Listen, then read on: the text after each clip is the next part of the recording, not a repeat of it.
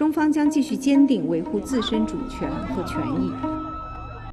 中方要求菲方撤走在仁爱礁非法坐滩的军舰，包括仁爱礁在内的南沙群岛是中国固有领土，这有着充分的历史和法理依据。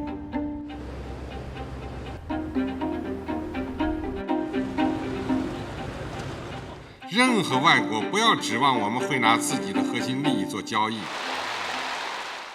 Chinese President Xi Jinping was referring to this body of water, the South China Sea.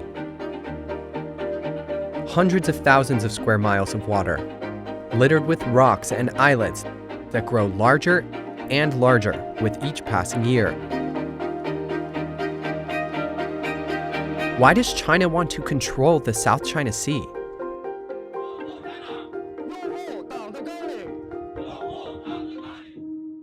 China claims an expansive swath of the South China Sea, but the Philippines, Vietnam, Malaysia, and Brunei all have overlapping claims in parts of the area. They all occupy various features in the region, like reefs, rocks, and islets, and are contesting each other's claim. The two main island groups are the Paracels and the Spratlys. Some of these islands are totally devoid of human activity, some sparsely populated, others are military outposts. But why does it matter to China? First, the South China Sea is an economically strategic region. It is a major commercial maritime highway. More than 20% of global trade passes through the sea. China uses it to export goods and imports commodities like fossil fuels from the Gulf. And while Beijing has invested heavily in overland routes to reduce its potentially vulnerable sea lanes, the South China Sea remains China's trade lifeline. The sea is also full of natural resources like oil, gas, and fish. Basically, we look at it from the standpoint of largely what we call stock resource, right? Stock resource refer to two types of main things that we're looking at. So the first one will be energy, and the other one will be fisheries. Fish catch has been dwindling in the region. Meanwhile, most of the lucrative oil and gas deposits are claimed by other countries. They're actually found in the surrounding Southeast Asian coastal states, EEZ, such as Indonesia, Vietnam, and Malaysia. And in the more recent times, these countries have continued to push on with their oil and gas activities despite China's opposition. That prompted Beijing to invest in costly deepwater resource extraction projects to mine its own fuel supply. However, this energy source is quite expensive to extract because the technology hasn't really matured. So it's going to take quite a bit of time before that happens. Secondly, Beijing considers the South China Sea an important national symbol, often citing Chinese presence as far back as the Han Dynasty 2,000 years ago. Official Chinese records say islands in the South China Sea were seized by Western colonial powers during the 19th and 20th centuries. I think firstly is, of course, going back to this whole thing about the 100-year humiliation that China has been harping on, that has formed a major part of the Chinese historical psyche. And that, of course, puts forth the narrative that given that China was forced to cede its territories in the past during the dynastic era, that refers to the Qing dynasty in particular, to foreign aggressors.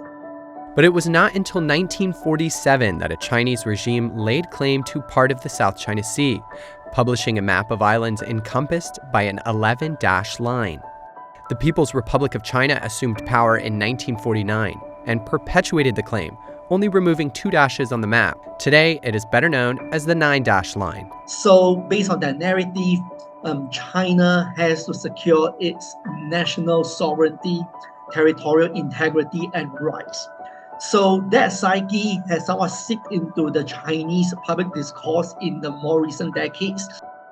In 2016, the Permanent Court of Arbitration at The Hague ruled that China's historical claims were insufficient to claim sovereignty over the South China Sea islands.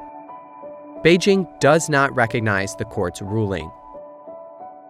So how else has China worked to legitimize its claims? According to the UN Convention on the Law of the Sea, for a country to claim an EEZ, an island needs to be naturally formed and able to sustain human habitation. In a 2024 documentary released by Chinese state media, we see Chinese fishermen living on an island that was recently developed in the South China Sea. Beijing has attempted to use this habitation, along with its claims to historical rights, as proof of its ownership over the islands. Put it this way, the population approach, it has been a long-standing approach used by various countries around the world to gradually legitimize their territorial claims. So China is definitely not the only one that is doing that. Thirdly, and perhaps most importantly, the South China Sea has become a geopolitical and military hotbed. During the Cold War, China's tensions primarily existed on land, with conflict breaking out with the Soviet Union and India. But rapid economic development and technological advancement since then have made coastal areas more important to protect. The evolution of military technology, especially missile proliferation, and by that I'm referring to long-range ballistic and cruise missile technology and other types of force projection capabilities, oblige China to look seaward to adopt what they call active offshore defense. For Beijing, the South China Sea is its first line of defense in the event of a conflict with its chief rival, the US. So the whole logic is that for China, because of the coastal provinces and the stakes therein, it's important for China to extend its strategic depth, or what they call the depth of defense, as far out at sea as possible. To block hostile forces from reaching the mainland, Beijing has narrowed in on strategic choke points, like the so-called First Island Chains, which run from Okinawa all the way to the Philippines and includes the Spratly Islands. So if, say, the US has to be blocked in the Pacific Ocean, largely around the Philippine Sea, then the South China Sea has also to be blocked against any US military movement coming from the Indian Ocean. Beijing's offshore defense strategy prioritizes not just the mainland, but also Taiwan. If there is going to be a conflict over Taiwan, there will be a South China Sea dimension by default. Beijing sees the self-ruled island as part of China to be reunited by force if necessary. 积极促进两岸关系和平发展，坚决反对外部势力干涉和台独分裂活动，坚定不移推进祖国统一进程。 Washington is opposed to any attempt to take the self-ruled island by force and is committed to arm Taiwan. Most countries, including the US, do not recognize Taiwan as an independent state. In other words, if China has to launch a military campaign of any nature, whether it's a limited scope, such as a maritime blockade of Taiwan or a full-scale invasion of Taiwan, it has to secure the South China Sea against what it views to be external intervention. And by that, it largely refers to US military intervention. With tensions in the South China Sea likely to continue to simmer, China and its rivals can be expected to concurrently bolster their presence there. But whether the pot will boil over to a full-scale conflict will depend in large part on US-China relations.